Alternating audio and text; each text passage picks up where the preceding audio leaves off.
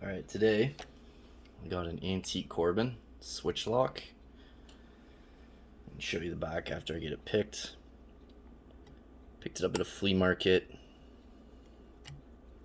years and years ago.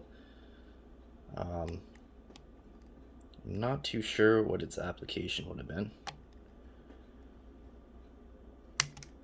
As you saw, I put a wrench in the bottom there.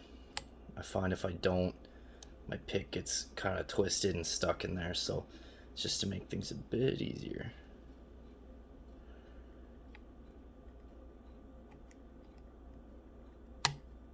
There's lots of counter rotation, like virtually every chamber. I do have to reset every now and then.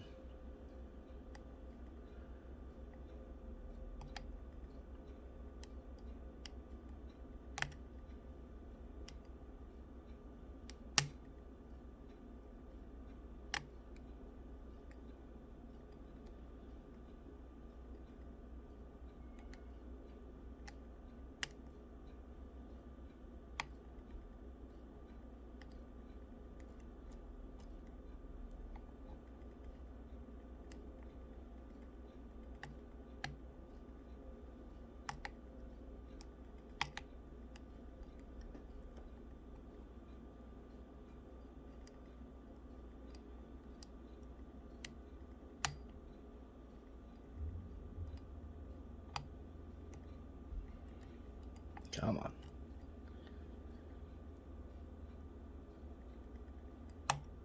There we go. Alright, I do have the keys for this lock. They're actually really nice looking. Back when they used to make, lock hardware look nice. Decorative keys here. The bitting isn't exactly too friendly. Point being, I have the keys, so I'm gonna lock it up.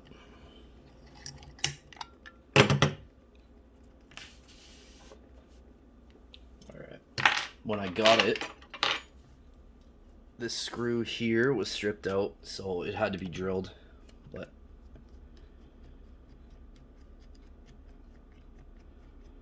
this one is good. So anyways, give you a better look here. Yeah, a switch lock of some sort. I don't know if this was a custom fab or what the story here is, but I thought it was pretty interesting. Of course, I had to buy it. But yeah, let's see what's going on the inside.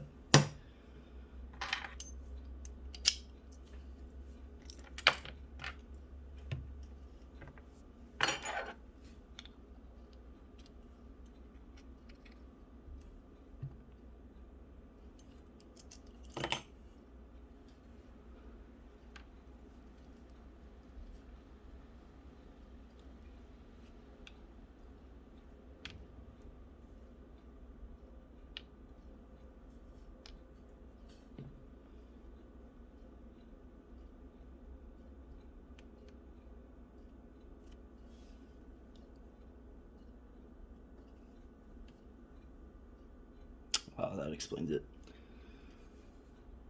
Look like two drivers on the bottom. I knew there was ball bearings in there, but yeah.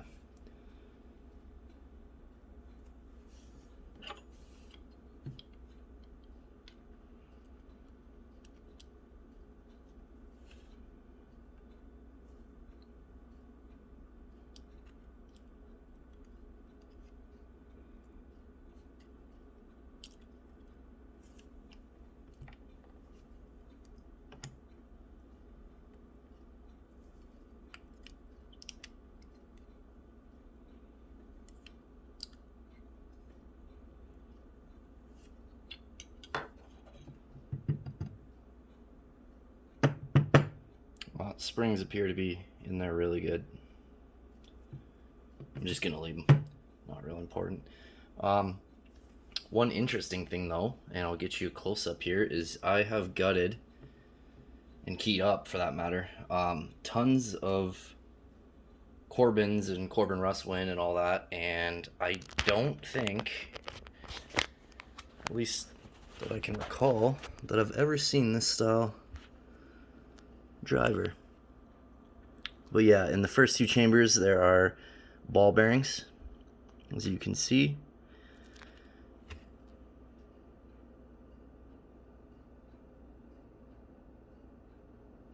But yeah, these